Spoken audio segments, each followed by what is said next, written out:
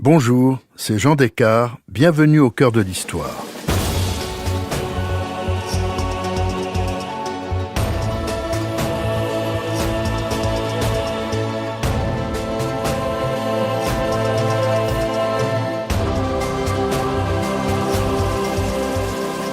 Aujourd'hui, je vous raconte pourquoi et comment la reine Élisabeth II est attachée au Commonwealth, cette communauté d'États appartenant à l'ancien empire britannique. Dans toutes les turbulences politiques, diplomatiques et familiales que traverse le Royaume-Uni, cette organisation reste une relation privilégiée, pas seulement économique mais aussi affective.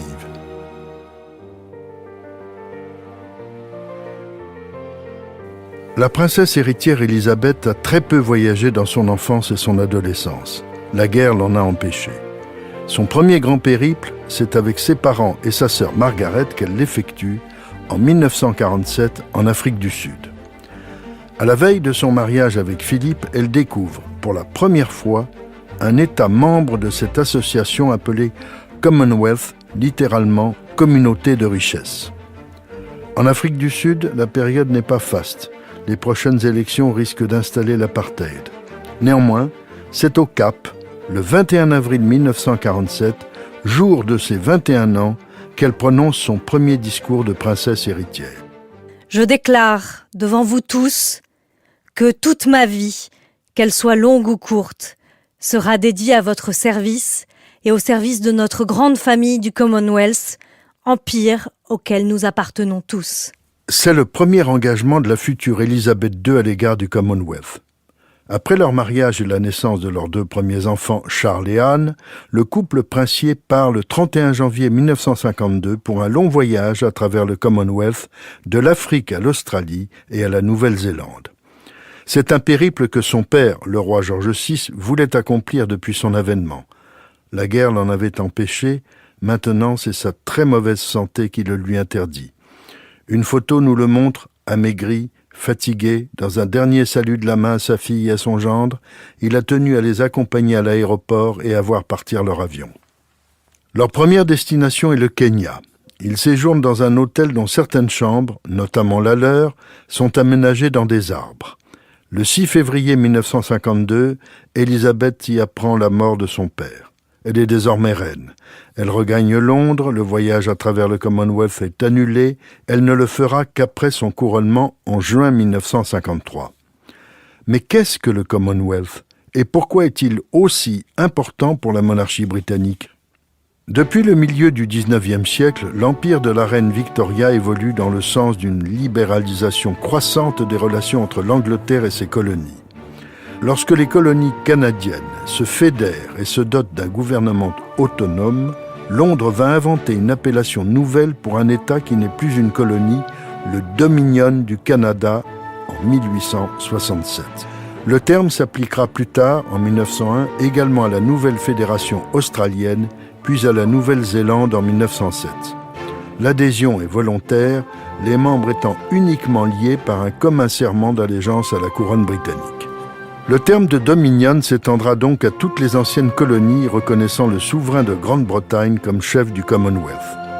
La Première Guerre mondiale a fortement accéléré cette évolution. Dans les négociations de paix de l'après-guerre, la complète souveraineté des Dominions est reconnue.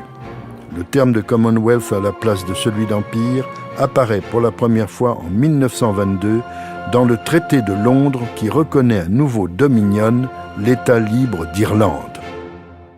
Mais c'est en 1931 que le statut de Westminster substitue juridiquement au terme d'empire celui de Commonwealth, une communauté de nations.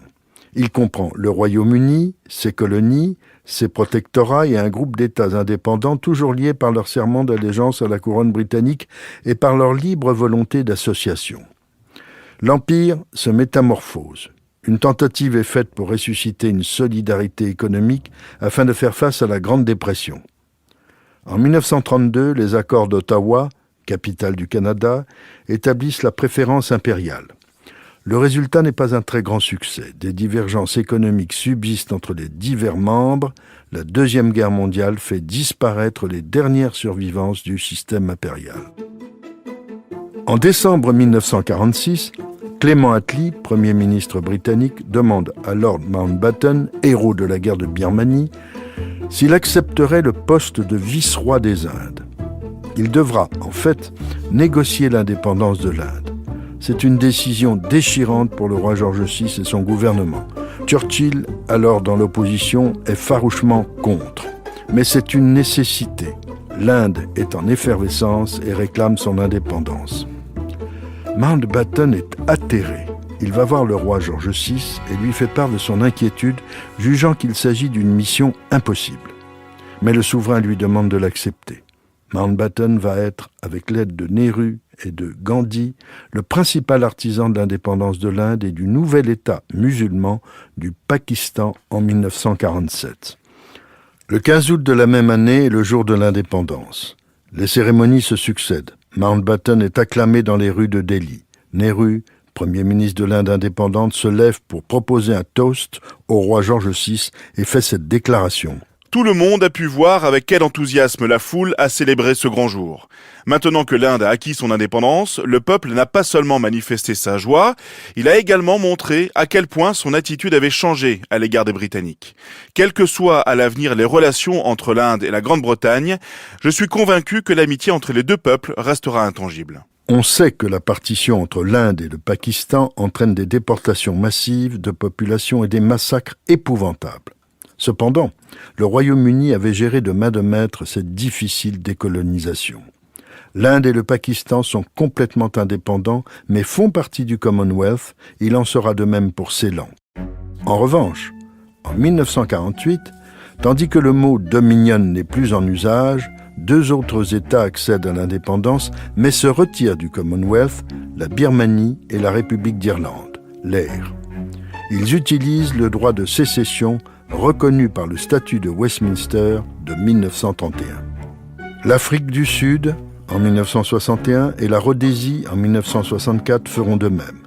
Mais même si l'on part, un retour est toujours possible.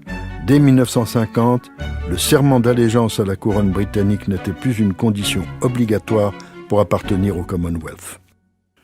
C'est après les fastes de son sacre et de son couronnement le 2 juin 1953 que la reine Élisabeth II va enfin, accompagnée du prince Philippe, commencer le grand périple à travers le Commonwealth, tant de fois reporté. Ils seront absents 6 mois, de novembre 1953 à mai 1954. Leurs 2 enfants, Charles et Anne, devront s'habituer aux longues absences de leurs parents. Ils sont confiés à leur chaleureuse grand-mère, la reine-mère Élisabeth, la veuve de George VI.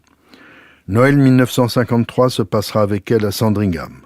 À ce moment-là, Élisabeth et Philippe sont à l'autre bout du monde, en Nouvelle-Zélande, après un long périple africain.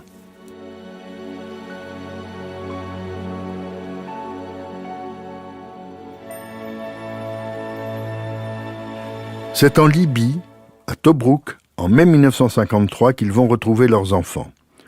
Ceux-ci sont si troublés de les retrouver après une si longue absence qu'au lieu de les embrasser, ils leur tendent respectueusement la main. Charles et Anne sont arrivés à bord de ce qui va devenir le mode préféré de déplacement de la reine, le magnifique yacht royal Britannia. Construit dans le chantier écossais de Clydebank, ce bateau, voulu par le roi George VI, avait été baptisé par la reine le 16 mars 1953, 3 mois avant son couronnement. Les finitions intérieures n'étaient pas achevées. C'est un magnifique navire de 127 mètres de long, destiné au périple officiel du couple royal jusqu'à son désarmement en 1997, pour le plus grand chagrin de la reine. Ce yacht, Élisabeth et Philippe l'ont aménagé à leur goût. Ils en ont décidé les moindres détails. La reine dira « C'est la seule maison que nous ayons construite ensemble ». Pendant 43 ans, le Britannia transportera le couple royal pour tous ses voyages officiels à travers le Commonwealth et le reste du monde.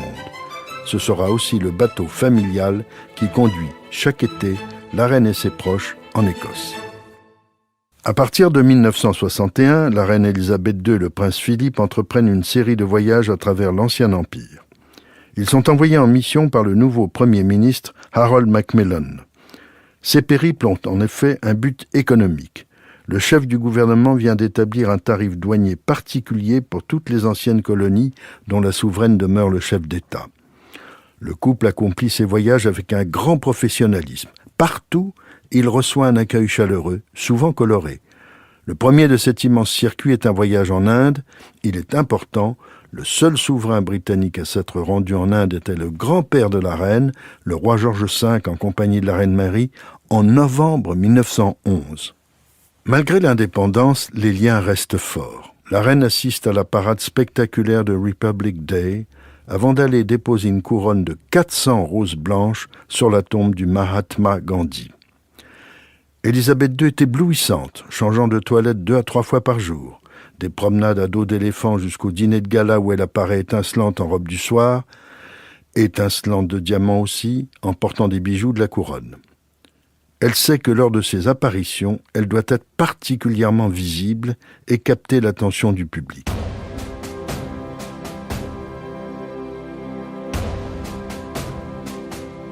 Un autre voyage dans le Commonwealth, en Afrique, celui-là sera plus délicat. En 1959, la reine avait dû renoncer, en raison de sa grossesse, elle attendait Andrew, à un voyage officiel au Ghana, en Afrique occidentale. Le Ghana est un État issu de l'ancien Togo britannique et de la Gold Coast. Elle s'en était excusée auprès du président ghanéen, le Dr Nkrumah, très susceptible et très fier d'être à la tête de la première colonie africaine ayant acquis son indépendance. Il avait été si déçu qu'il avait déclaré « Si on m'avait annoncé la mort de ma propre mère, le choc aurait été moindre ». Puisque la reine ne pouvait venir, il était venu la voir à Balmoral et était tombé sous son charme. Élisabeth II lui avait promis de venir le visiter dans son pays. Un nouveau voyage au Ghana était prévu en 1961. Mais, entre-temps, la situation s'était détériorée dans ce pays. Nkrumah procédait à des purges qui décourageaient même ses partisans. Après un voyage à Moscou, il s'était séparé de tous ses conseillers occidentaux. La guerre froide gagnait l'Afrique. Macmillan demande à la reine de renoncer à son voyage. Il le juge risqué pour sa sécurité et aussi choquant qu'inutile pour l'opinion. Le Ghana est tout sauf une démocratie. C'est un désaccord majeur entre la reine et son Premier ministre. C'est une première pour la reine, mais il y en aura d'autres, notamment avec Margaret Thatcher. Mais pour Élisabeth II, il s'agit d'un point d'honneur. Elle a fait une promesse au président Nkrumah et elle la tiendra. Elle se rend, avec Philippe, au Ghana en novembre 1961. C'est la première visite d'un souverain britannique dans ce pays. À Londres, la presse se déchaîne. Ce voyage est à haut risque et totalement inopportun. Et pourtant, tout va bien se passer. Le président Nkrumah considère qu'il s'agit d'un moment historique pour le Ghana. Élisabeth II prend place dans une somptueuse Rolls-Royce appartenant à un chef de tribu du centre du pays. Dans un État marxiste, les limousines britanniques ont toujours leur place. À Accra, la capitale, lors d'une fastueuse réception, la reine, en robe de satin et coiffée d'un diadème historique, danse une rumba avec le chef de l'État africain. Il est enthousiasmé. La photo fait la une des journaux du monde entier. Dans sa satisfaction, le président Nkrumah qualifie Élisabeth II de « plus grand monarque socialiste dans l'histoire du monde ». Le voyage à haut risque s'est transformé en triomphe. La reine a marqué un point en persistant à maintenir les liens avec le Commonwealth, y compris en se rendant en pleine guerre froide dans un État qui a ostensiblement basculé du côté de l'URSS. Élisabeth II a démontré que la diplomatie royale pouvait être efficace. En 1964, le général de Gaulle met un veto formel à l'entrée de la Grande-Bretagne dans la CEE, la Communauté économique européenne. La reine, face à ce camouflet spectaculaire, va reprendre ses longs voyages à travers le Commonwealth. Elle commencera par l'Australie et la Nouvelle-Zélande. Elle veut démontrer que si l'appartenance à l'Europe est importante, le Commonwealth est une entité vivante, un prolongement irremplaçable et nécessaire de l'ancien empire. En 68 ans de règne, Élisabeth II n'a jamais dévié de ses convictions.